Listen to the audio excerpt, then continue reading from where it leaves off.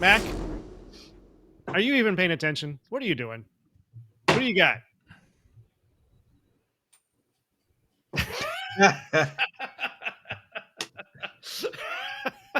Texas.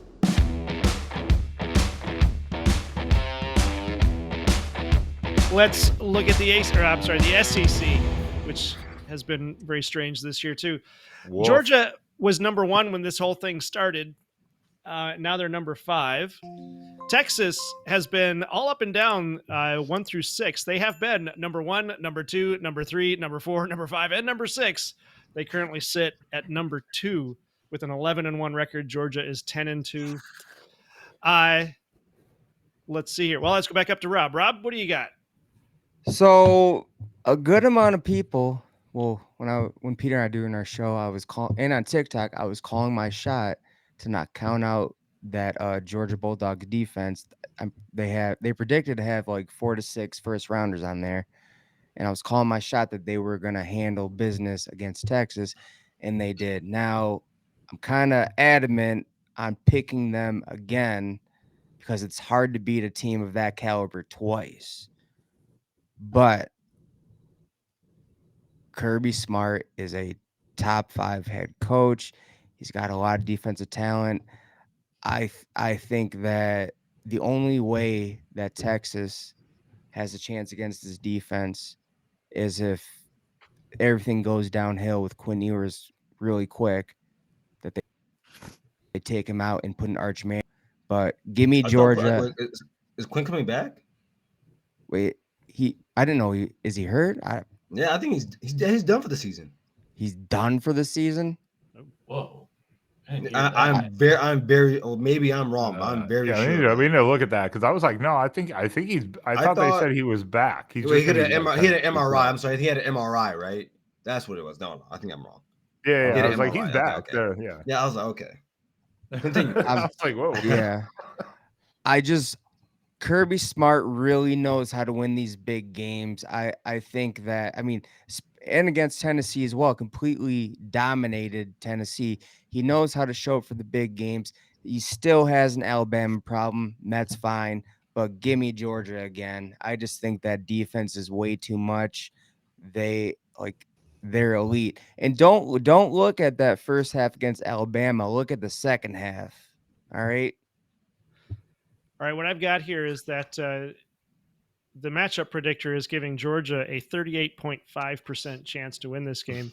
It looks like the report on Quinn Ewers about an hour ago was that he practiced on Monday after playing through pain. Yeah, he's taped up, I think. So, he's really taped up. It is hard to beat a team twice. And it's at Mercedes-Benz Stadium, which is pretty much a home game for Georgia. Mm-hmm. All right. All right, Ben, what do you got?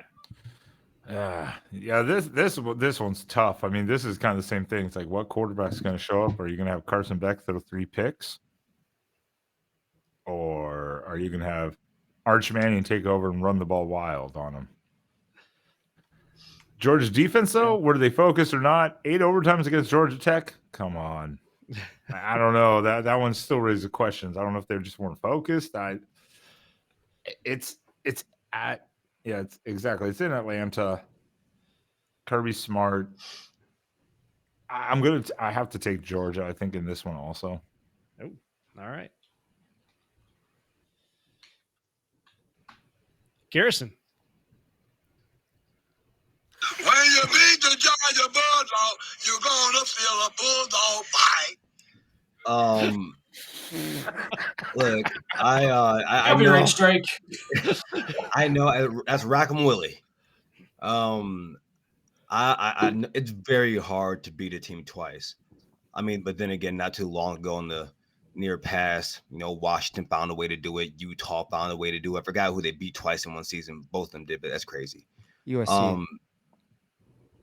Yeah, it was USC, and then who did Washington beat twice last year? Oregon. By 3 points each time.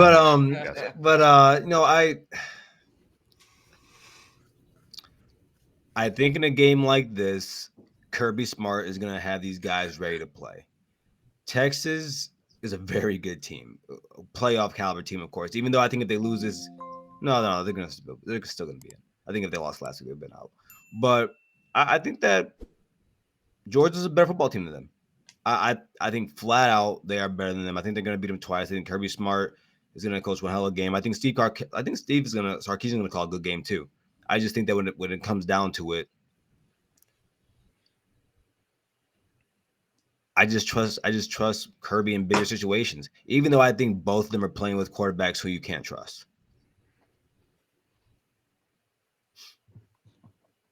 So who do you got? Georgia. Oh, Georgia. All right. Yeah, You're gonna feel a bulldog bite. Oh, that's right. I forgot. My brain I doesn't also work that long. also with Carson Beck, I don't think he's thrown one interception in like 3 games. So Yeah. Rob, have you heard from Peter? Rob just jinxed him. oh yeah. He picked Georgia. He picked Georgia. All right. He was about to pick Texas, and I reminded him where the game is at. So Mac, are you even paying attention? What are you doing? What do you got?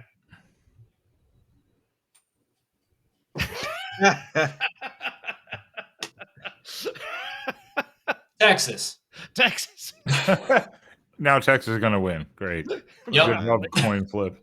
Oh, man. See, here's the thing. You guys are all saying, it's difficult to beat a team twice in a row. And speaking as a Michigan fan, it's absolutely true. 4 in a row is super easy, apparently. 2 in a row, yeah, that's difficult. So I is don't 9. quite understand it. But that being said, and I don't know why I'm picking Texas, because I'm reading this article about Quinn Ewers' injury, and Steve Sarkisian's like, no, it's okay. We'll bring in Arch Manning for running packages. And as a Michigan fan, I'm like, don't do that. That's a terrible idea. What are you talking about right now, dude? But I'm still gonna pick them just because they're my pick to win the national title. Honestly, I think that they're gonna do it this time. Carson Beck's been all over the place. That Georgia defense looked dreadful against Georgia Tech. I got Texas. So in this case, so I know that one of the things they were talking about with Ohio State, that losing to Michigan may actually help them in the playoffs, because they're saying that so your top 4 teams or top 5 teams have a first week bye, right? Yeah. And what Ohio State has, so the idea then is that if you're in 6th place, you actually have a easier, smoother route through the playoffs. Not us. If it was today, we're talking Tennessee than Oregon. Yeah, no, 5th place. 5th place was like Arizona State, Boise State. Yeah. I think 5th place Okay. is what And you're I wouldn't looking want at. that. I don't want the easiest path to the championship. I What? No, I don't. It's the competitor in me. It's the Sure, yeah. the old football player in me. I don't want the easy route. Man. And some people need to pay taxes. Bills are due. Now we got to wait 362 days now to go get those bills collected from you guys up in Ann Arbor. But Georgia, you got bills. Oregon's got bills. And Ryan Day defaulted on his loans. That's a good point, though, because I think one of the things that people are going to complain about coming out of the playoffs is that the top 5 teams don't have to play as many games. So they're going to be rested when we get into the quarterfinals. They don't, but at the same time, hey, first rounders, right? You get a bye. Well, Yep. Guess what? So do the 5th through whatever round, for the most part, not entirely, but the first round buys get a bye. Everyone else gets a bye because the other teams are playing the championship week.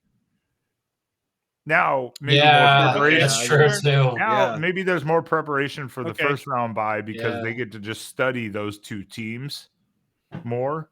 Right. Yeah. So there's a little more preparation, but I mean, everyone still gets technically a bye in a way. So that's a fair point. Yeah. that easy route thing, dude. Sam Hartman's looking downfield for AJ. Oh! Turner almost has a one-handed catch. Almost.